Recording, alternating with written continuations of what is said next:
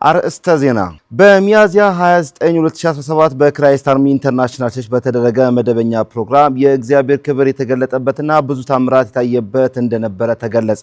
የእኔ ትልቁ ስራ አጋንንትን ማባረር ሳይሆን ትልቁ ስራዬ አዳኙን ለሰዎች መመስከር ነው በማለት የእግዚአብሔር ሰው ነብይ ጩፋ ጌታን ለሚቀበሉ ነፍሳት ጥሪ ያቀረቡ።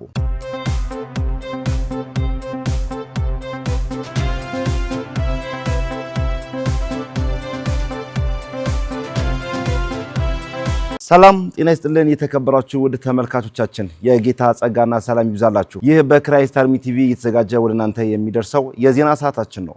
ከዜናዎቹ ጋር ምንተስኖት ሀብቴ ነኝ። በሚያዝያ 29 2017 በክራይስት አርሚ ዓለም አቀፍ ቤተክርስቲያን በተደረገ መደበኛ ፕሮግራም የእግዚአብሔር ክብር የተገለጠበትና ብዙ ታምራት የታየበት እንደነበረ ተገለጸ። በፕሮግራሙ ላይ የእግዚአብሔር ሰው ነብይ ጩፋ ያገለገሉ ሲሆን የወንጌሉ ቃል በኃይልና በስልጣን ሰብከዋል። ሪፖርተራችን ፍሬህይወት አሻ ዝርዝሩን አዘጋጅተዋለች። ሚያዝያ 29 2017 በክራይስት አርሚ ኢንተርናሽናል ቸርች በተደረገ መደበኛ ፕሮግራም የእግዚአብሔር ክብር የተገለጠበት ብዙ ታምራት የታየበት እንደነበር ተገልጿል። በእለቱ የቤተ ክርስቲያኒቱ ባለራዕይ የሆኑት ነብይ እዩ ጩፋ የመንፈስ ቅዱስ አገልግሎት በአማኞች ሕይወት በሚል ርዕስ በአንደኛ ዮሐንስ ምዕራፍ 3 ቁጥር 24 መነሻ በማድረግ ሰፋ ያለ የእግዚአብሔር ቃል አስተምረዋል። መንፈስ ቅዱስ እግዚአብሔር ከእኛ ጋር መሆኑን የምናውቅበት መንገድ መሆኑንና እግዚአብሔር ከእኛ ጋር እንዳለ የሚያረጋግጥልን ሲሆን የእግዚአብሔርን ሕልውና እውን ያደርግልናል ብለዋል። ውስብስብ የሆኑ ነገሮችና በሰው እውቀት ሊደረስባቸው የማይችላቸውን በቀላሉ ለልባችን የሚያስረዳና ዕለት ዕለት ስለ እኛ የሚተጋ እንደሆነም ጠቅሰዋል። በተጨማሪም መንፈስ ቅዱስ አማኙ ማህበረሰብ የእግዚአብሔር ልጅ እንደሆንን የሚያረጋግጥ የኢየሱስ ክርስቶስ ሞቱን ትንሣኤውንና ዳግም መምጣቱን ለእኛ እንደሆነ ሁሌም ለልባችን የሚነግር ሲሆን እንዲሁም ሰዎችን ይበልጥ ወደ እግዚአብሔር የሚያቀርብ እንደሆነ በስብከት ጊዜያቸው አስተምረዋል። አያይዘውም ነብይ እዩ ጩፋ በስብከት ጊዜያቸው እግዚአብሔር ደስ የሚሰኝበት የአምልኮ ማዕከል የሰው ልጅ ልብ እንደሆነ ጠቅሰዋል።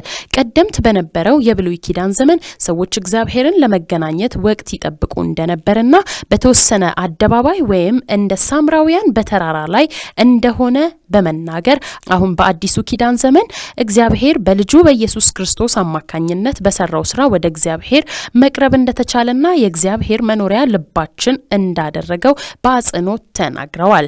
አክለውም ነብይ እዩ ጩፋ በስብከታቸው እንዳሉት እግዚአብሔር በሰው ልጅ በተሰራና በቀለም ብዛት ባሸበረቀ አዳራሽ ወይም በተወሰነ ክፍልና ቦታ የሚገኝ ብቻ አድርገው የሚቆጥሩ ሰዎች ከመጽሐፍ ቅዱስ ቃል የተላለፉ ሲሆን እግዚአብሔር ደስ ተሰኝቶበት የሚኖረውና የሚመለክበት አዳራሽ የአማኙ ልብ እንደሆነ ትኩረት ሊሰጠው የሚገባ ጉዳይ እንደሆነ ተናግረዋል።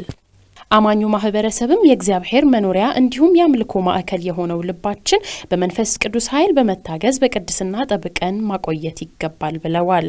የእኔ ትልቁ ስራ አጋንንትን ማባረር ሳይሆን ትልቁ ስራዬ አዳኙን ለሰዎች መመስከር ነው በማለት የእግዚአብሔር ሰው ነብዩ ጩፋ ጌታን ለሚቀበሉ ነፍሳት ጥሪ ያቀረቡ። ለነፍሳት በተደረገው ጥሪ 68 ሰዎች ጌታ ኢየሱስ ክርስቶስን የነፍሳቸው የግል አዳኝ አድርገው ከኢየሱስ ውጪ ሌላ አዳኝ እንደሌለ ተስማምተው ተቀብለዋል። ይህ በሰማይ ታላቅ ደስታ የሚፈጥር ጉዳይ በመሆኑ በዕለታዊ መርሃ ግብሮች ሁሉ ጊዜም በክራይስት አርሚ ዓለም አቀፍ ቤተክርስቲያን ውስጥ ይካሄዳል። ሰዎች ጌታ ኢየሱስን የግል አዳኝ አድርገው ከተቀበሉ በኋላ ወደ መጡበት ሲመለሱ የቤት ስራ የተሰጣቸው ሲሆን ጌታን መቀበል ብቻ በቂ ባለመሆኑ አካባቢያቸው ላይ ወዳለው አብያተ ክርስቲያናት ላይ በመሄድ የውሃ ጥምቀትና የደቀ መዛሙርትነት ትምህርት በአግባቡ እንዲከታተሉ በእግዚአብሔር ሰው ነብይ ጩፋ በአጽንኦት አሳስበዋል።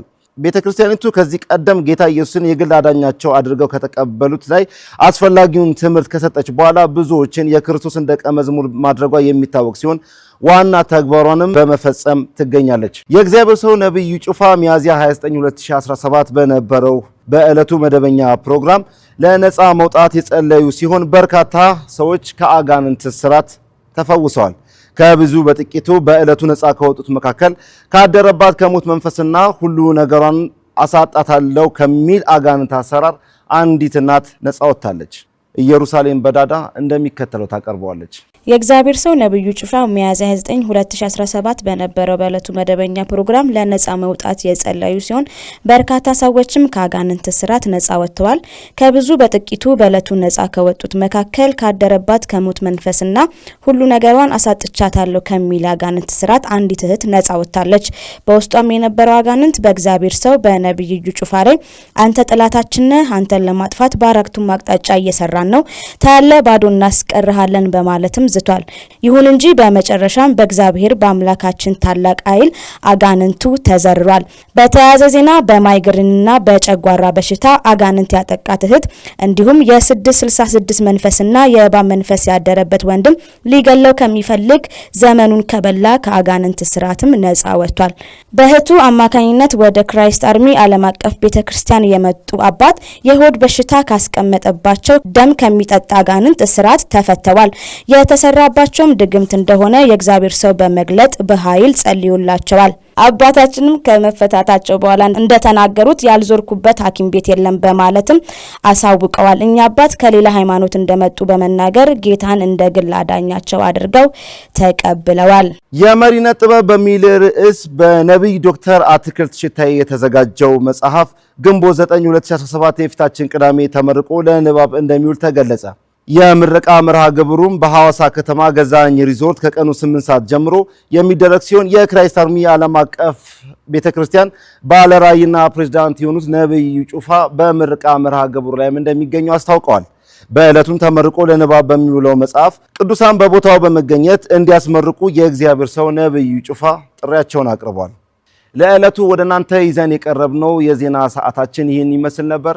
ከዜናዎቹ ጋር አብራችሁ የቆዩትን የምትሱት ሀብቴ ነኝ። ከቀሪ ከክራይስት አርሚ ቲቪ ፕሮግራሞቻችን ጋር መልካም ቆይታ